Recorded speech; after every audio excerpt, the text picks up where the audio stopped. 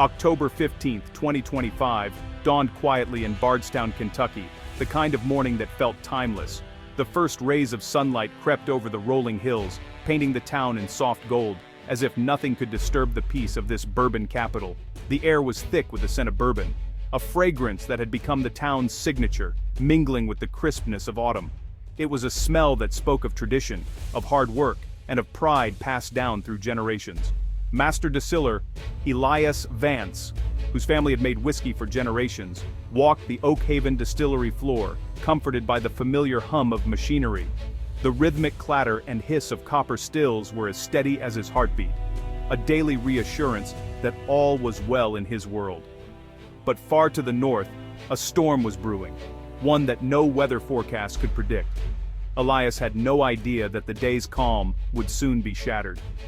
The first sign came quietly. A single email, subject line blaring, urgent, order cancellation. It was from their largest Canadian distributor, a partner they'd trusted for years. Canada was their biggest export market, accounting for nearly 40% of Oak Haven's sales. Shipments of Kentucky bourbon had flowed north for decades, fueling celebrations and friendships alike. The message cited a nationwide consumer action and a halt to all American whiskey imports. Overnight, the border had become a barrier, not a bridge. Elias's phone rang non-stop, colleagues, competitors, and friends all in shock, their voices tinged with disbelief and fear. The bourbon world was suddenly on edge. News spread like wildfire. Canadian liquor shelves, once lined with Kentucky's finest, now stood empty. Proudly Canadian signs replaced the familiar bourbon labels, leaving customers searching in vain for their favorite bottles. National news anchors broke the story, calling it an unprecedented trade crisis. Headlines flashed across screens, speculating on the future of American whiskey and the fate of Kentucky's proudest export. Elias stared at thousands of aging barrels, assets that suddenly felt like liabilities. Each barrel represented years of patience, now threatened by forces beyond his control. The whiskey was ready, bottled and waiting, but the world wasn't thirsty. Bottles began to collect dust, their journey halted before it could begin. The relationship with Canada had always been more than business. It was friendship, shared history, and mutual respect. For generations, bourbon had crossed the border as a symbol of trust. Now that friendship was a weapon, wielded in a conflict neither side had wanted. The flags that once stood side by side now seemed to pull apart. As the sun set, a chill settled over Bardstown, not from the autumn air, but from the weight of uncertainty. The town's spirit, once so warm, felt suddenly fragile. The comforting sounds of bourbon country faded into uneasy silence. The laughter and camaraderie that filled the distilleries were replaced by anxious whispers and heavy hearts. The storm had arrived, not with thunder or rain, but with fear and doubt. No one knew what would come next or how long the darkness would last.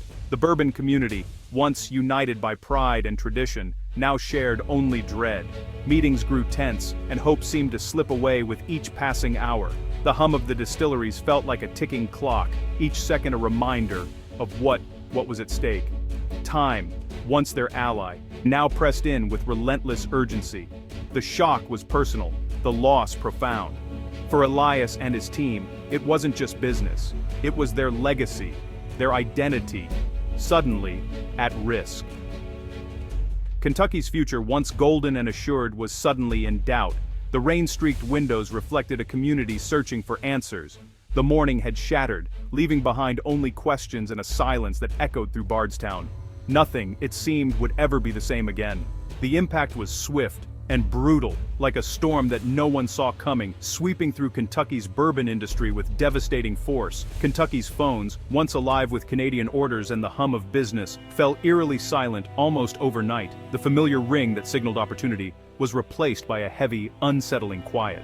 At Bluegrass Cooperage, a single canceled order wiped out months of careful labor. 50 skilled artisans were sent home, their livelihoods suddenly uncertain. The sense of loss was palpable, echoing through empty workshops and deserted break rooms. Distilleries faced a nightmare scenario, warehouses overflowing, but nowhere to ship their prized bourbon. The shelves, once a sign of prosperity, now became a symbol of stagnation and fear. Pallets of bourbon destined for Canada gathered dust, their labels fading as days turned into weeks. Each unsold bottle was a reminder of deals lost and futures put on hold. Cash flow vanished overnight. Emergency meetings turned grim as executives scrambled for answers. The mood shifted from hope to desperation with every passing hour. Even small family distilleries, who just secured Canadian contracts after years of hard work, now faced bankruptcy and closure. Dreams built over generations were suddenly at risk. The dream of sharing Kentucky bourbon with the world became a financial trap, ensnaring those who had dared to expand. This wasn't a slow decline, it was a cliff, a sudden drop that left no time to prepare. The industry had relied on Canada for decades, never imagining a total collapse of such a vital market. Now, export paperwork was stamped, cancelled, and trade routes were erased overnight. No one had a backup plan. The future was a blank slate, filled with uncertainty. The silence from the north was deafening, a void that no amount of planning could fill. In boardrooms and on distillery floors, one question echoed: how could this happen? What had they missed? And most importantly, how would they survive the days and months ahead, with hope fading and answers in short supply? This crisis wasn't just about tariffs, it was a grassroots uprising. Canadians, feeling disrespected by new U.S. trade policies, took action. The boycott began in pubs and on social media, fueled by national pride. Drink Canadian became a rallying cry, uniting the country. Liquor stores promoted Canadian spirits. Bartenders created new cocktails. Social media exploded with Chocker Drink Canadian and Canada Proud. Influencers who once praised bourbon now championed Canadian rye. The boycott became a celebration of Canadian identity. Every bottle of Canadian whiskey bought was a vote for local pride. American producers misread the movement as temporary, but this was a cultural shift, not just a trade spat. Canadians discovered their own world-class spirits. The movement was about building something stronger at home. The devastation rippled far beyond distilleries. Midwest farmers lost contracts overnight. Fields of corn had no buyers. Barrel makers in Missouri, glass factories in Pennsylvania, and label printers all saw orders vanish. Trucking companies specializing in whiskey shipments laid off drivers. Warehouses near the border emptied. Logistics networks collapsed. Each lost job meant hardship for families and small towns. The boycott targeted bourbon, but wounded an entire region's economy. The intricate web of supply and demand unraveled in weeks. Policymakers failed to see the broader impact. The crisis showed how deeply interconnected the economy was. One broken link, and the whole chain fell apart. The pain was everywhere, from farm to factory to highway. The world's longest undefended border became a line of division. In border towns, the flow of Canadian shoppers slowed to a trickle. Laid-off Americans felt betrayed, blaming politics for their pain. Canadians saw the boycott as self-defense, not aggression.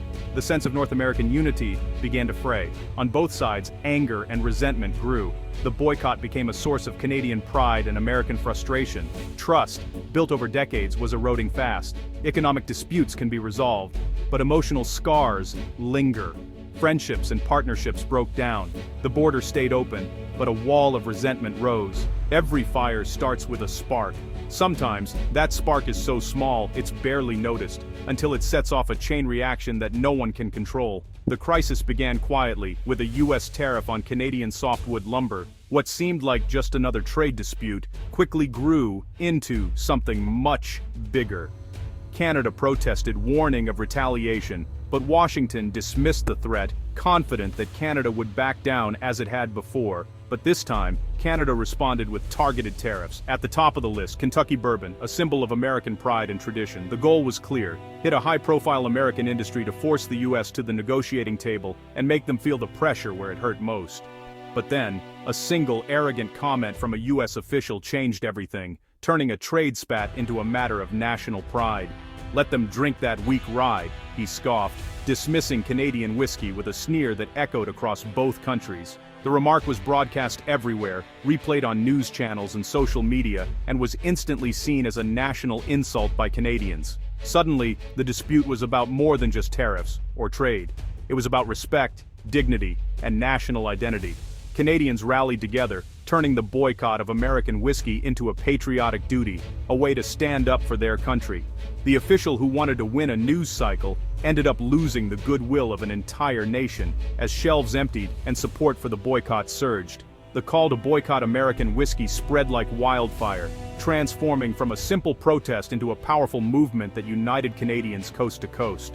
What started as a spark had now become an inferno, with protests growing louder and the rift between neighbors deepening.